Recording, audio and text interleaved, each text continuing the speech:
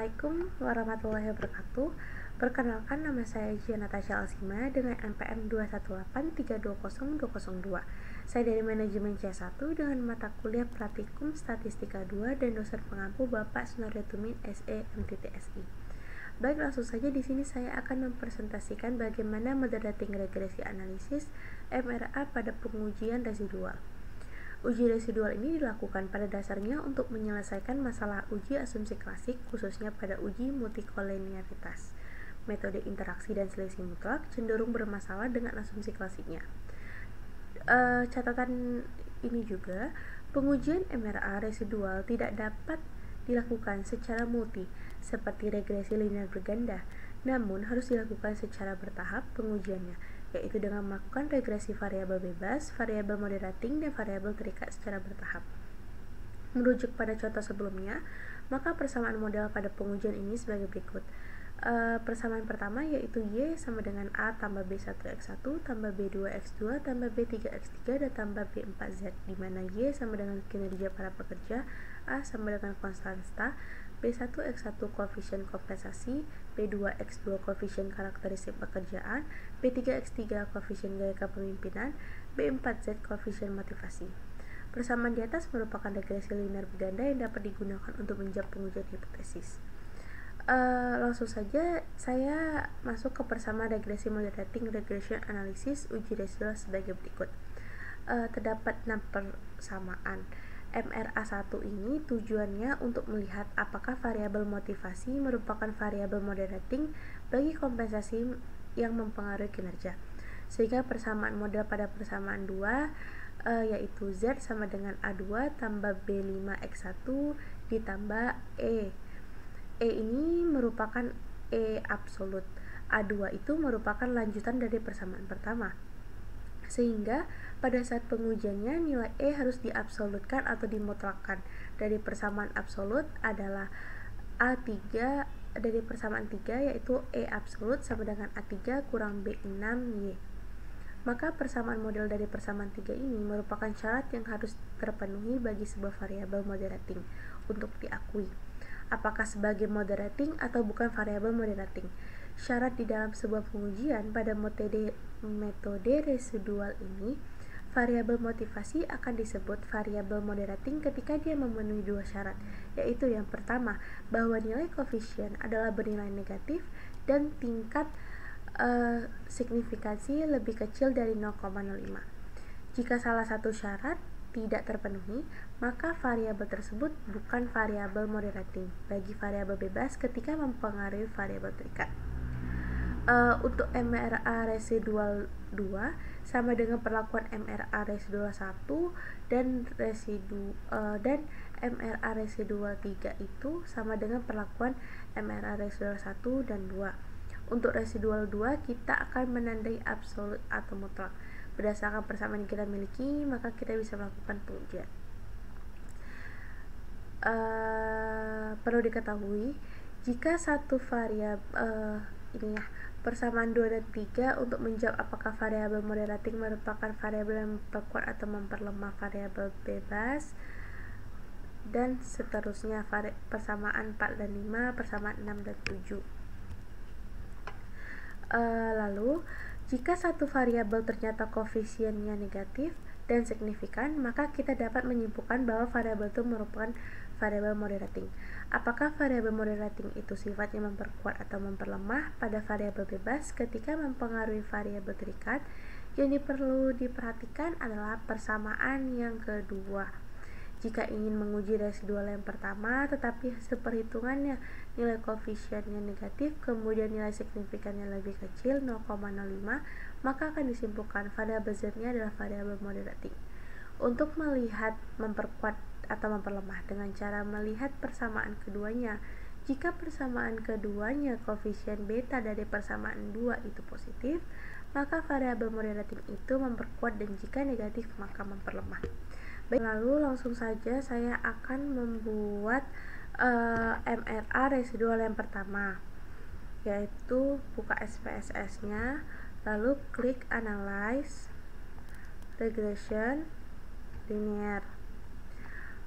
Dependennya itu motivasi itu masuk ke dependen dan kompensasi masuk ke independen. Kan kita mau melihat nilai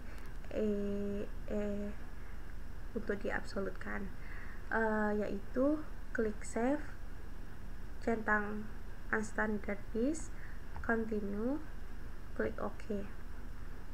Nah, di sini akan keluar koefisiennya. Dapat kita lihat bahwa unstandardized pada kompensasi dependen variabel motivasi, nilai koefisiennya itu 0,651 yang memiliki nilai signifikansi yang sangat tinggi. Berikutnya, untuk membuat persamaan yang ketiga, yaitu transform compute variable, lalu ketik ABS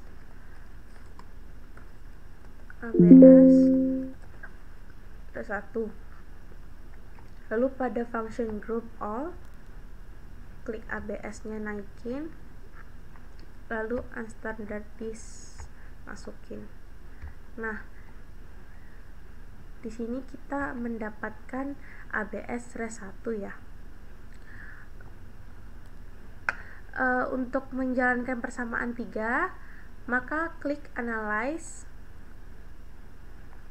lalu linear, regression linear, lalu pada ABS res 1 masuk ke dependen, keluarin ya, ABS res 1 masuk ke dependen, sementara itu independen masuk ke variabel Y, yaitu kinerja. Karena tadi kita sudah mendapatkan absolut, jadi centangnya dimatiin. Pada residual unstandardized, continue, klik OK. Kita akan melihat tabel koefisiennya. Nih, kita akan melihat tabel koefisiennya. Apakah variabel motivasi merupakan variabel moderating bagi kompensasi atau bukan? Maka kita akan melihat hasilnya. Ada koefisien regresi persamaan 2 dan regresi persamaan 3. Untuk melihat perbedaannya, lihat pada dependen variabel saja. Sebuah variabel dinyatakan moderating jika nilai koefisiennya bernilai negatif.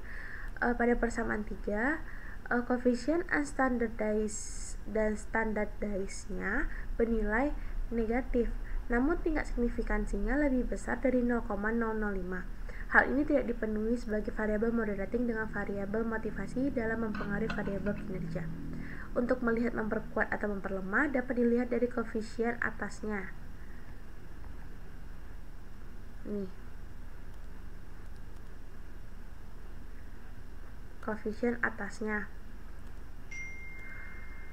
yaitu nilai unstandardized dan standardized yang bernilai positif. Artinya variabel moderating memperkuat dalam mempengaruhi kinerja. Lanjut saja, saya akan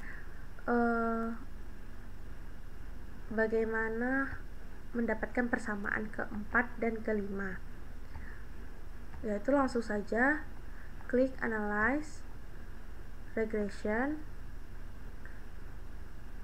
linear, masukkan motivasi ke dependen, setelah itu masukkan karakteristik pekerjaan, lalu jangan lupa klik save untuk mengetahui absolute, unstandardized, continue, OK.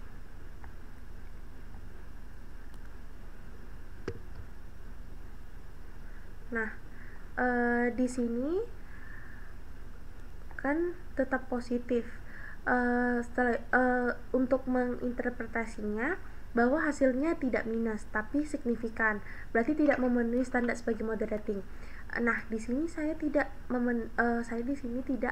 membuat persamaan 5 karena tidak memenuhi syarat pada persamaan keempat. Langsung saja saya akan melanjutkan ke persamaan yang keenam, yaitu klik analyze, regression linear. Lalu pada persamaan 6 ini dependennya masuk motivasi dan independennya keluarin masukkan gaya kepemimpinan. Sama seperti tadi, jangan lupa save-nya dicentang karena kita mau melihat absolutnya. Baru klik OK. Nah, di sini kita bisa melihat koefisiennya. Nih.